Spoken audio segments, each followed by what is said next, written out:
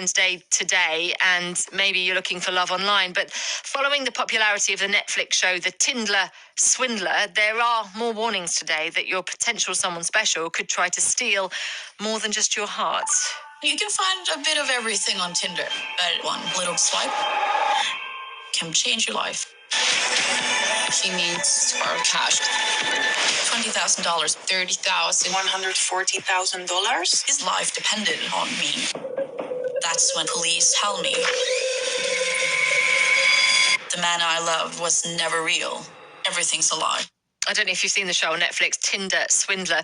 It tells the tale of a con man and how he scammed millions of pounds off women from around the globe using the dating app.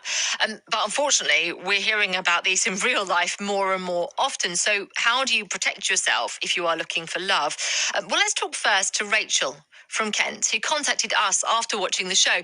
Now, she herself had fallen victim to fraud while looking for love. Rachel, listen, thank you so much for being with us this morning on Valentine's Day, which is very apt. Tell us what happened to you.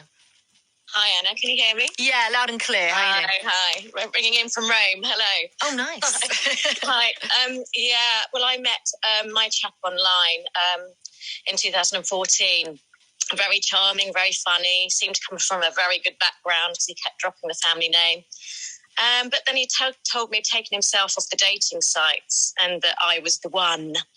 And I was really vulnerable at the time because my dad had passed away. My mum was very, very poorly in and out of hospital. And then she soon passed away. So it's a really bad time for me. I was a single parent and, and I was very vulnerable, really. Yeah. So when I met him, he sort of stepped into my life like a knight in shining armour, and he seemed to be the best boyfriend. I was very happy meeting him, actually. And he was very funny, very witty, and we had the same sense of humour. And he proposed to me quite quickly after my mum passing away, actually. But then lots of weird things started happening. My girlfriend received some very damaging anonymous emails. I had several nails put in my tyres of my car. My dog was poisoned. He kept asking a lot of financial questions about my flat, my house, how much it was worth, sort of how much money I had. And anyway, my girlfriend said, she pulled me to the side one day and she said, I'm really, really worried about you. She says, I think you're being manipulated.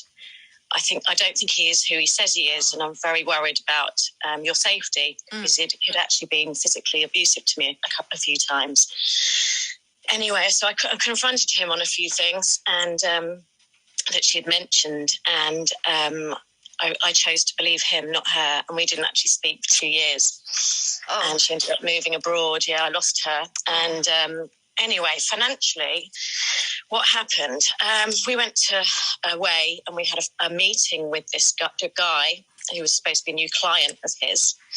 And he said, right, I want to work with this guy, but I have to show him I'm a fluid company. And I need to have so much in an escrow account. And he said, I'm looking for 10 people to invest. And would you want to invest? And I'll get you'll get your money back within 6 months. You'll get, some interest on it. I said, to be honest, no, I don't. My mum taught me never a borrow, lend a be, and I didn't want to get involved. So anyway, so he said, look, I said, if I will help you, if it comes to it, as a last chance. Anyway, so he said his sister had invested, his friends had invested. He said, look, I've got one last place. Please help me. I need your help. So I lent him £10,000. Eesh. Yes. And I said to him, I need something to show my accountant. I need an agreement. I can't just do it like that. And so he sent me an agreement. I didn't get it checked because he was my fiancé, because he proposed to me after 4 months. And and so I sort of let that lie and helped him out, Anyway, in January 2017, I had money missing from my bank account, £240 worth of cash.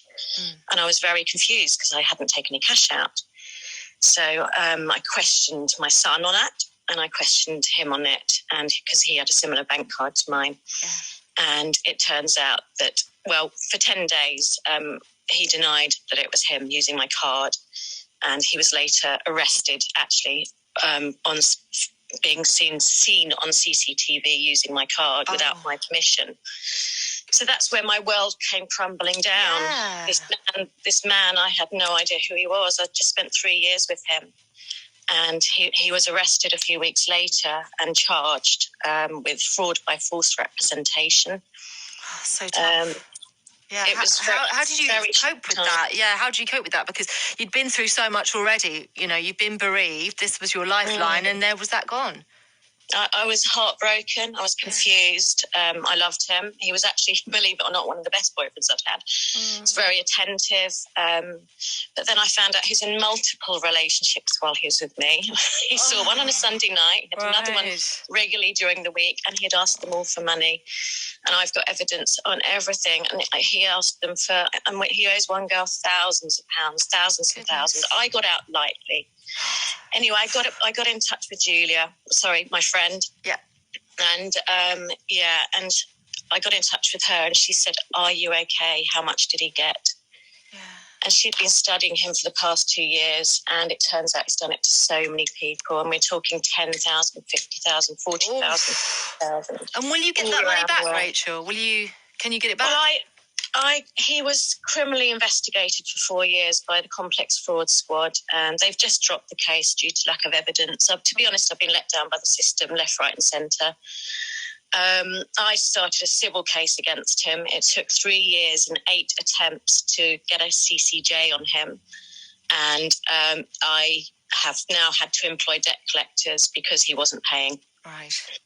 Oh, goodness. So I doubt very much I'll get it back, to be honest. So certainly not the whole amount, because he takes from Peter to give to Paul. I see. Yeah. And this is the problem. So, So I doubt very much I'll get it back. I guess it's onwards and upwards, though, for you now, Rachel, isn't it? You know, you move on and, by sharing your story, you're going to help so many other people, hopefully, not fall victim to these extremely clever, manipulative people. They know what they're doing. Well, I actually changed my career a bit for it because of it all. I now work with vulnerable women and children. Good for you. And and I did talk to a lot of people that have been in the same boat as me. I also set up my own website, which is in the making, really. I haven't finished it yet properly, called primetargets.co.uk.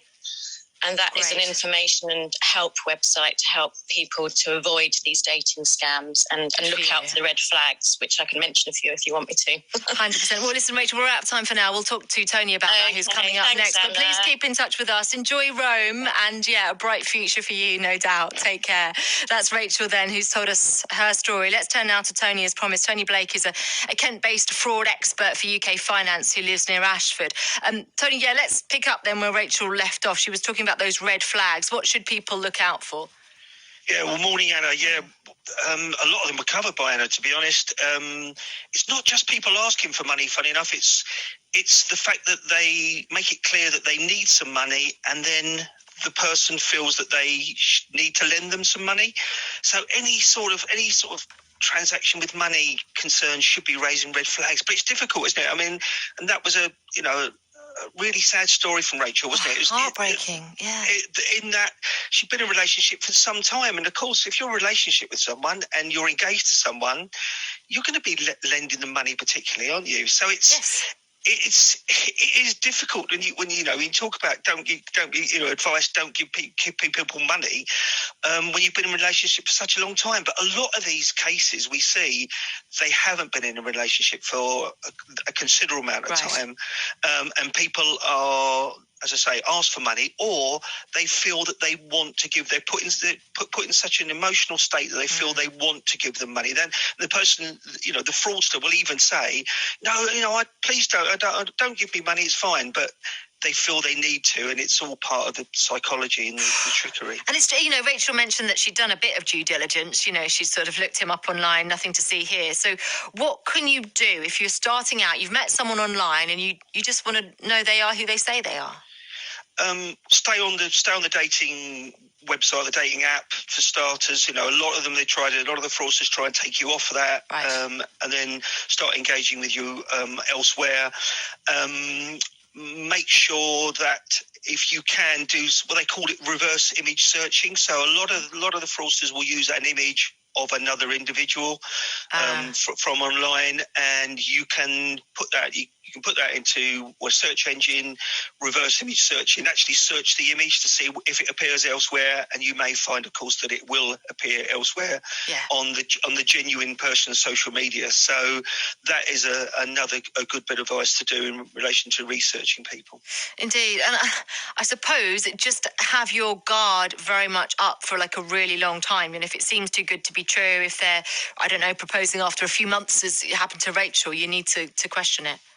Yeah, if red flags come, then, we talk about the Take 5 to Stop Fraud campaign. It's stop, challenge, protect, and it's all about taking a bit of time to think, take a moment to stop and think, to challenge it. Could this be fake? Challenge it. And she talked about talking to her friend, and that was the best, that's a really good bit of advice. Yeah. Talk to your friends and family, and they, the fraudsters don't want you to do that, because actually that person is going to probably give you the best piece of advice you need, a friend and family. And what happened in Rachel's case, she ended up ditching her friend and went with the fraudster. So, listen to your friends, listen to your family, because they are removed from it and they can sometimes see what's going on. Yeah, sort of away from the emotion of it all.